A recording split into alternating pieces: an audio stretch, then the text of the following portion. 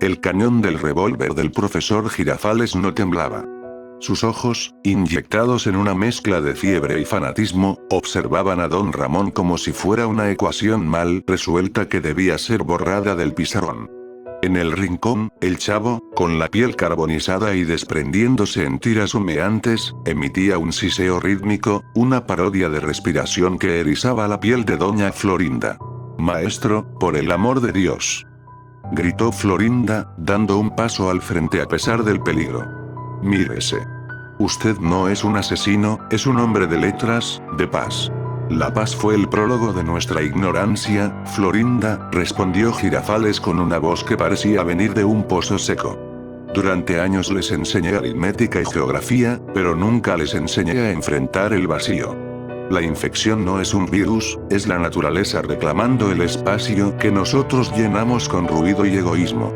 El chavo no es un monstruo. Es el primer ciudadano de un nuevo orden donde no hay deudas ni jerarquías, solo la pureza del hambre». Don Ramón, sudando frío, sintió el peso de la estaca de madera que aún sostenía. Sabía que no podía ser más rápido que una bala. «Usted está enfermo, profesor», dijo don Ramón con un hilo de voz. «Eso que tiene al lado no es el chavo. El chavo era un niño que solo quería una torta de jamón, no un perro que come carne humana. Si me va a matar, hágalo, pero deje que ellos se vayan». Girafales soltó una carcajada seca, un sonido que se quebró en su garganta. El chavo se puso en pie, sus rodillas crujiendo como ramas secas. El niño zombi se acercó a Girafales y, en un gesto perturbador, recostó su cabeza quemada contra la pierna del maestro. «¿Lo ven?», susurró el profesor. «Él reconoce la autoridad. Pero para que el ciclo se cierre, él debe consumir la fuente de su mayor trauma. El hombre que siempre le negó un peso, pero que representó su única figura paterna. Don Ramón, usted es el sacrificio necesario para que el chavo deje de ser un niño y se convierta en un dios del nuevo mundo». Mientras la tensión en el sótano de la escuela llegaba al punto de ruptura, a varios kilómetros de allí, en los barrios altos de la ciudad, una figura solitaria observaba el incendio del centro desde una ventana blindada. Era el señor Hurtado. El hombre que una vez fue el ratero de la vecindad ya no vestía su chaqueta gastada. Ahora llevaba una túnica de lino oscuro y un anillo de obsidiana en el dedo anular. Hurtado no estaba solo. Detrás de él, dos hombres corpulentos, con máscaras de tela negra que solo dejaban ver sus ojos, montaban guardia. El señor Hurtado siempre había sido un hombre de sombras, alguien que entendía que el mundo no se dividía en buenos y malos, sino en quienes poseen y quienes son poseídos. «Señor», dijo uno de los guardias con voz distorsionada, «los recolectores han regresado. El sector norte ha caído por completo. La cosecha es abundante». Hurtado se dio la vuelta. En la mesa frente a él había un mapa de la Ciudad de México marcado con puntos rojos. Cada punto representaba un centro de suministros o una comunidad de supervivientes que aún no sabían que sus días estaban contados. «No nos interesa la carne», dijo Hurtado con frialdad. «Nos interesa el orden. La infección es el fuego que limpia el campo para que nosotros, los que siempre vivimos en la periferia de la ley, podamos gobernar.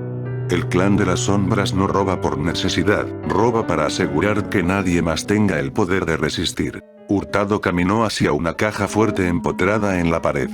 Al abrirla, no reveló dinero, sino una serie de viales que contenían un líquido de color ámbar oscuro, el mismo tono que los ojos de los infectados antes de volverse rojos por la sangre. «Asegúrense de que el suministro de la sustancia cero se mantenga estable. Si el profesor en el centro sigue con sus experimentos, pronto tendremos el ejército que necesitamos.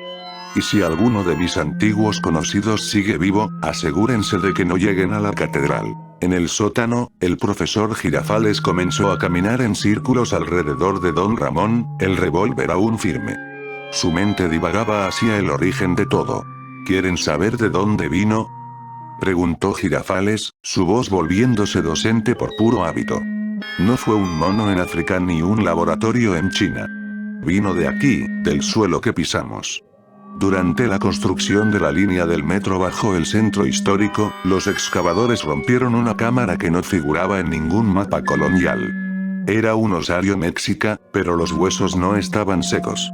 Estaban recubiertos de un hongo saprófito que se alimentaba de la energía residual de los sacrificios de hace 500 años. Doña Clotilde ahogó un grito. Sus conocimientos de lo esotérico le decían que el profesor no mentía. El hongo buscaba huéspedes, continuó Girafales. Los primeros obreros que lo inhalaron no murieron. Sus cerebros fueron reconfigurados para priorizar el sistema límbico. El hambre caníbal es solo un mecanismo de propagación. Pero el hongo tiene memoria, Ramón. Por eso el chavo sigue buscando su vecindad. Por eso el clan que lo descubrió primero está usando la infección para purgar a los débiles. ¿Qué clan?, preguntó don Ramón, tratando de ganar tiempo mientras su mano buscaba una botella de vidrio rota en el suelo. Aquellos que se llaman a sí mismos las sombras. Ellos creen que pueden controlar el hambre. Me enviaron aquí para observar la progresión del chavo. Pero yo he ido más allá. He descubierto que el afecto que este niño sentía por ustedes es el único ancla que evita que se convierta en una bestia completa. Girafales se detuvo frente a don Ramón. Si el chavo te muerde por voluntad propia, y no por instinto, habremos creado un híbrido con conciencia. Un soldado que puede sentir dolor pero no morir. Doña Florinda no esperó a que el profesor terminara su discurso demencial.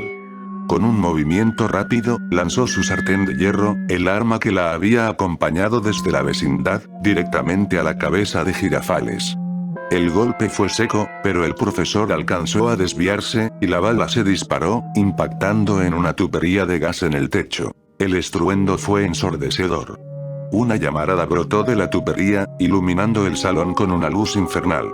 El chavo, asustado por el fuego, su único trauma reciente, retrocedió chillando y se lanzó sobre una de las criaturas encadenadas en el rincón, desgarrándole el brazo en un frenesí de confusión. ¡Corran!, rugió don Ramón. Aprovechando la distracción, don Ramón se lanzó sobre el profesor. Los dos hombres rodaron por el suelo polvoriento. Girafales era más alto y fuerte, pero Ramón peleaba con la desesperación de un animal acorralado. Sus manos se cerraron sobre el cuello del profesor, mientras este intentaba clavarle los dedos en los ojos. «Váyanse, saquen a Kiko de aquí», gritaba Ramón mientras forcejeaba. Doña Florinda tomó a Kiko, quien estaba en estado de catatonía, y lo arrastró hacia la salida trasera del sótano. Doña Clotilde, con Satanás maullando como si viera al mismo demonio, la siguió.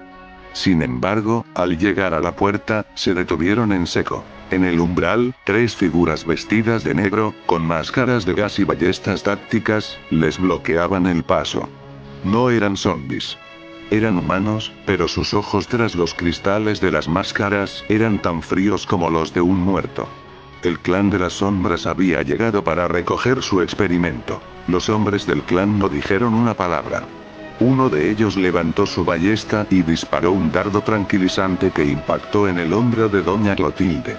La mujer se desplomó al instante, su gato saltando de sus brazos y perdiéndose en las sombras del sótano. «Clotilde», gritó Florinda, pero antes de que pudiera reaccionar, el segundo hombre la golpeó en el estómago con la culata de su arma, dejándola sin aire. El líder del pequeño grupo de recolectores se adelantó hacia donde don Ramón y Girafales seguían peleando. Con una fuerza sorprendente, tomó a don Ramón por la nuca y lo lanzó contra una mesa de madera, que se partió en dos. «Suficiente, profesor», dijo el hombre de negro, su voz filtrada por el respirador. «El señor Hurtado está impaciente. Los resultados en este sector son mediocres. Usted se ha dejado llevar por su sentimentalismo pedagógico». Girafales, jadeando y con la ropa desgarrada, se puso en pie, ajustándose el sombrero de copa que milagrosamente seguía cerca. «El espécimen cero, chavo, está listo», protestó el profesor. Solo necesitaba un catalizador emocional. El recolector miró al chavo, que ahora estaba acuclillado sobre el cadáver de la criatura que acababa de matar, lamiéndose la sangre de los dedos carbonizados. El niño zombi gruñó al hombre de negro, pero no atacó. Algo en el olor de esos hombres, quizás los químicos en sus trajes, lo mantenía a raya. «Llévense al niño y al profesor», ordenó el líder. «A los otros, mátenlos. Ya no son útiles para la estadística». Don Ramón, con las costillas probablemente rotas, vio cómo los hombres del clan se acercaban a Florinda y Kiko. La furia superó al dolor. Buscó en su bolsillo y encontró algo que había olvidado. El viejo encendedor que usó en los túneles, y un frasco de perfume barato que le había quitado a doña Clotilde durante la huida. «Oigan, cara de moscas», gritó Ramón. Cuando los recolectores se giraron, Ramón roció el perfume sobre el encendedor encendido, creando un lanzallamas improvisado que impactó directamente en el rostro del líder. El hombre gritó mientras su máscara de plástico comenzaba a derretirse sobre su piel. En medio del caos, una voz familiar resonó desde el pasillo superior, seguida por el sonido de ráfagas de ametralladora que no venían del clan. «Nadie toca a mis vecinos si no soy yo», gritó alguien desde la oscuridad. Una granada de humo rodó por las escaleras, llenando el sótano de una nube blanca y espesa. Don Ramón aprovechó para gatear hacia Florinda y Kiko. Entre el humo, vio a una figura moviéndose con una agilidad increíble, despachando a los hombres del clan con un cuchillo de combate. Cuando el humo se disipó ligeramente, Don Ramón no podía creer lo que veía. No era un soldado, ni un policía. Era el señor Hurtado, pero no el Hurtado que el clan de las sombras conocía. Vestía un equipo táctico ligero y sostenía una pistola con silenciador. «¿Hurtado?», preguntó Ramón, atónito. «Aún me deben los meses de renta que no le pagaron al señor Barriga, Monchito», dijo Hurtado con una sonrisa torva. «Digamos que he decidido que el clan de las sombras tiene demasiados líderes y yo prefiero trabajar solo. Ahora, si quieren vivir, muévanse. Los zombies del piso de arriba acaban de oler la barbacoa que hiciste con ese tipo». Hurtado ayudó a Don Ramón a levantarse. Su presencia era un enigma. Era evidente que conocía al clan, pero su lealtad parecía haber cambiado. «¿Por qué nos ayudas?», preguntó doña Florinda, recuperando el aliento mientras abrazaba a Kiko. «Porque el clan quiere convertir este país en una granja de cadáveres conscientes», respondió Hurtado mientras recargaba su arma. «Y yo prefiero un mundo donde todavía haya algo que valga la pena robar. Además, el señor Barriga me pidió un favor antes de que pasara lo que pasó». Hurtado miró hacia donde el profesor Girafales intentaba huir con el chavo por una trampilla en el techo. Los hombres del clan que quedaban estaban confundidos, atrapados entre el fuego de la tubería y el ataque sorpresa de Hurtado. «Ese profesor está loco», comentó Hurtado. «Está ayudando al clan a perfeccionar la sustancia cero. Si logran que el chavo sea el primer zombi inteligente, no habrá muro que los detenga. El chavo tiene algo que los otros infectados no, una resistencia biológica única. Su desnutrición crónica de niño hizo que su sistema inmunológico fuera una fortaleza», irónicamente. De repente, un rugido masivo se escuchó desde los túneles por los que habían llegado. No era un rugido humano. El fuego de la tubería de gas estaba atrayendo a algo grande, algo que habitaba en las profundidades de la catedral y que incluso el clan de las sombras temía. «Tenemos que irnos ya», urgió Hurtado. El ruido despertó al conserje. «¿Qué es el conserje?», preguntó Kiko, hablando por primera vez en horas, con la voz rota. «Es lo que pasa cuando mezclas a 10 infectados en un espacio cerrado y los dejas que se devoren entre ellos hasta que solo queda una masa de carne», respondió Hurtado con crudeza. Desde el túnel, una mano gigantesca, compuesta por lo que parecían ser varios brazos fusionados, se aferró al borde de la plataforma. El suelo vibró. El profesor Girafales, al ver a la criatura, cayó de rodillas en un trance de adoración científica. ¡Magnífico!, gritó el profesor. La culminación de la teoría de la entropía orgánica. El chavo, sin embargo, reaccionó de forma distinta. Al ver a la masa informe emerger de la oscuridad, el niño zombi emitió un alarido de puro terror. A pesar de su infección, su instinto de preservación seguía siendo el de un niño asustado. En un movimiento inesperado, el chavo no corrió hacia Girafales, sino hacia Don Ramón, agarrándose de su pantalón con sus manos quemadas. Don Ramón sintió el frío de la muerte rozando su pierna, pero no se apartó. Miró al niño zombi a los ojos. Por un segundo, el rojo escarlata pareció dar paso a un marrón triste y conocido. «Vámonos, chavito», susurró Ramón, tomando la mano fría del niño. Vámonos de aquí. Hurtado los miró con incredulidad, pero no tuvo tiempo de protestar. La criatura, una montaña de músculos grisáceos y mandíbulas múltiples, emergió por completo del túnel, derribando las columnas de soporte del sótano. La estructura de la antigua escuela comenzó a ceder. Pedazos de hormigón y ladrillo caían del techo como granizo mortal. Hurtado comenzó a disparar contra el conserje, pero las balas desaparecían en la masa de carne sin causar daño aparente. Hacia la salida de emergencia del teatro. Gritó Hurtado, señalando una puerta de hierro reforzado. Si el techo cae, nos enterrará a todos con esa cosa. Don Ramón corría con dificultad, arrastrando al chavo, quien se movía de forma errática pero sin soltarlo. Doña Florinda llevaba a Kiko, y Hurtado cargaba a la inconsciente Doña Clotilde sobre su hombro. El profesor Girafales, sin embargo, se negaba a moverse. Caminó hacia la criatura con los brazos abiertos. «Enséñame el final de la lección», gritaba el maestro. Vieron, por última vez, cómo el profesor Girafales era envuelto por uno de los múltiples apéndices de la criatura. No hubo grito de dolor, solo un silencio sepulcral mientras el techo del sótano finalmente colapsaba sobre ellos, sepultando al profesor, al conserje y a los últimos hombres del clan de las sombras en una tumba de escombros y polvo. El grupo logró cruzar la puerta del teatro justo cuando el estruendo de la caída final sacudía la ciudad. Se encontraron en un callejón oscuro, detrás de la catedral, donde una camioneta negra blindada los esperaba con el motor en marcha. Sentados en la parte trasera de la camioneta, el silencio era denso. Doña Clotilde comenzaba a despertar, confundida. Kiko miraba por la ventana las ruinas de su ciudad.